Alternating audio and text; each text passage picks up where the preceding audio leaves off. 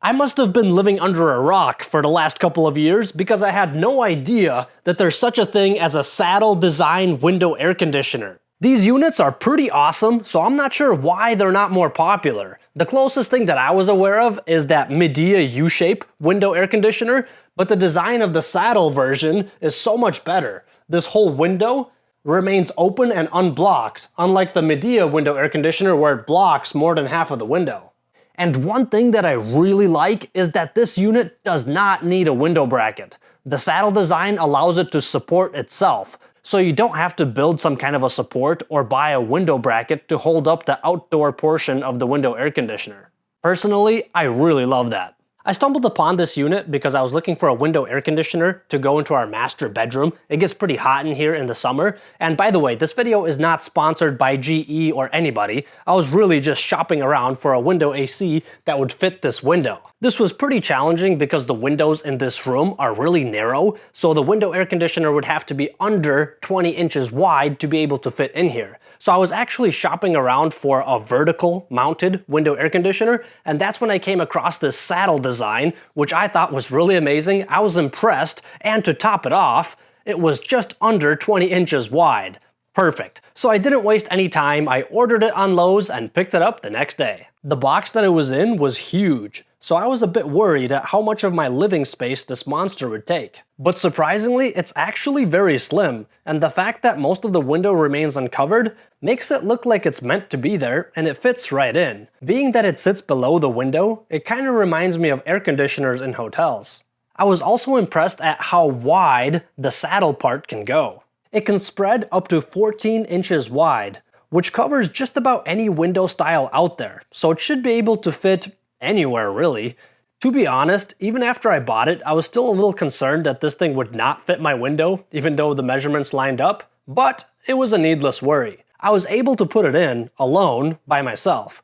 I will admit that it's a bit heavy, so I would suggest getting a second person to help you if you can. Before I put the air conditioner in, I also put down both of the foam mounting supports that came with the unit.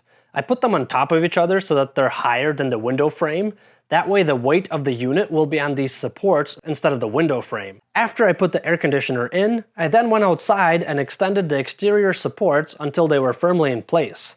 But if you're on the second floor or higher, this could also be done from the inside. And as I was doing this, I kept my level on the unit to make sure I don't overextend the supports. I got the proof right here, nice and leveled. That's pretty much it for the install. The rest is just sealing up the gaps, which is especially important if you have bugs and critters outside that will take any opportunity they can to get in. The air conditioner comes with a big block of foam that is used to seal the sides of the unit. Before you cut this foam, you first need to put on the side panel brackets, lining them up with the window channel, and then measure the amount of foam needed and cut it so that it fits in there nice and snug. They also provide a piece of adhesive weather stripping that goes on the top of the unit. I kind of eyeballed this part, but it's probably a good idea to draw a straight line with a pencil so that you can place this thing in the right spot from the first try. Those are the primary seals, but they do provide a few other pieces of weather stripping and foam that you can use to seal up any other gaps around the air conditioner or use as cushions to protect your window trim. For window security, the unit comes with what I call a window door stopper. It looks like this, and it does a pretty good job of keeping the window closed, but if you want to be extra safe, a sash lock is also provided in the kit. The controls are fairly simple, so you likely won't have to consult the owner's manual to know what everything does. The power button turns the unit on and off. The sleep button puts the unit on low speed for 8 hours to reduce noise while you sleep. The temperature control buttons are in the middle. Next we have the fan speed selections, followed by the mode button. Cool mode is regular air conditioner. Fan mode runs the indoor fan only, which means that the outdoor fan and the compressor do not come on. Eco mode runs the unit on lower speeds to conserve energy, and dry mode runs the air conditioner like a dehumidifier to help pull more moisture out of the air. Next we have the filter button, which lights up every 250 hours of runtime to remind you to clean the filters. And let me show you where these things are. The two filters that need to be cleaned and rinsed regularly are located, one in the front, right here, and one on the side that slides out like this. Now back to our controls. The last button is the Wi-Fi button, which you would use if you want to connect this air conditioner to your phone. This would enable you to use your phone to control your air conditioner, set a schedule, and even view the power consumption of the unit, which is pretty interesting. This is the first time I see a window air conditioner that has this option. A remote also comes included, which has the same buttons as the unit itself, but it has one added option of being able to delay the start of the unit.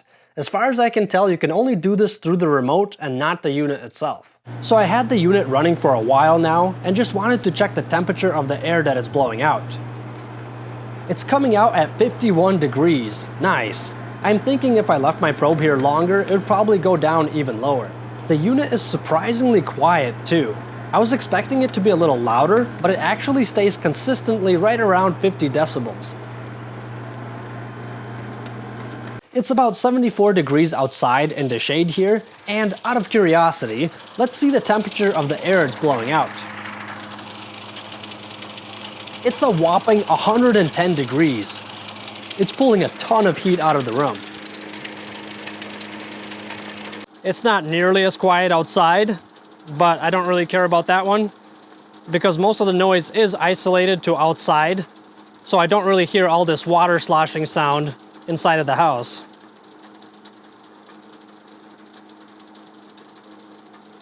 As far as I know, this noise is normal. That's just the fan slinging water on the condenser coil, which helps increase its efficiency. But if you wanted to get rid of this noise, all you would have to do is simply pull this little drain plug out, and then you would have to tilt the air conditioner just a little bit downwards this way so that the water will drain out of this drain port over here, and that will stop the fan from picking up that water and slinging it on the condenser coil. That should get rid of the noise. And that's about it for this review. This is seriously my new favorite air conditioner. If I have to get another window unit, I'm probably gonna get this one again. I haven't really found anything to complain about yet. Hopefully I won't. Everything seems to be good. It's quiet, it doesn't block the window, it's very easy to install, and it looks nice. This one, I would recommend. But if you know something that I don't, please let us know in the comments below. But before you go to the comments, let me share something shocking with you that I learned just recently. On one of my videos, I got a comment from a guy named Joey. Joey says, "Hey Jay, I know that you're in Hawaii, so not sure if you heard that here on mainland, they aren't making the 1-foot ruler any longer. Also, they aren't making the yardstick any longer. I actually heard these news in my HVAC class. All the best to you and yours." Isn't that wild? I can't believe it. We've gotten to a day and age where they stopped making the ruler and the yardstick any longer.